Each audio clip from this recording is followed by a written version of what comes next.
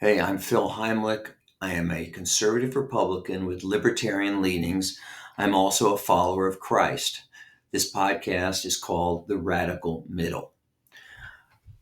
I don't know if you're aware, but in the 1930s, Joseph Stalin, who was the ruler of Russia, intentionally starved 5 million people. Intentionally. See, there was this independence movement in Ukraine, and he wanted to shut it down, so he just decided to starve the entire country. Can you imagine? 5 million people starved to death. I'm sure that you're thinking this could never happen in the world today. But guess what? It is happening now in Gaza.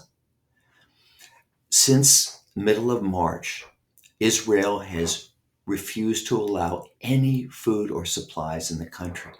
In fact, there are huge UN trucks outside the boundaries of the country waiting to bring food in that could feed these people for 2 months, but Israel will not let them in. Now, there are 1 in 5 people in Gaza that are starving now. 1 million children are at risk of starvation.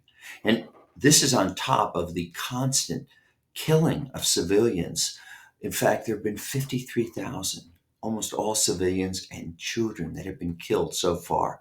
Now, I understand they're trying to wipe out Hamas, which they should. But to kill 53,000 civilians, can that be justified? You know the reason for this? The real reason?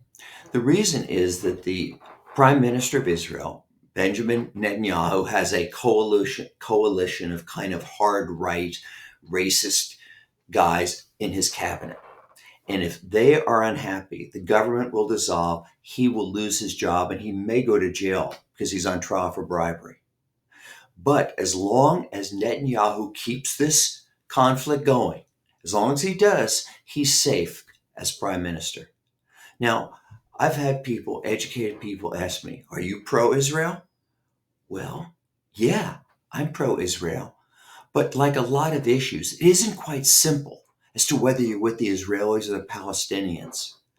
You can support Israel, but stand up and say that intentionally starving a country is a war crime and is unacceptable. I'm Phil Heimlich, and this is The Radical Middle.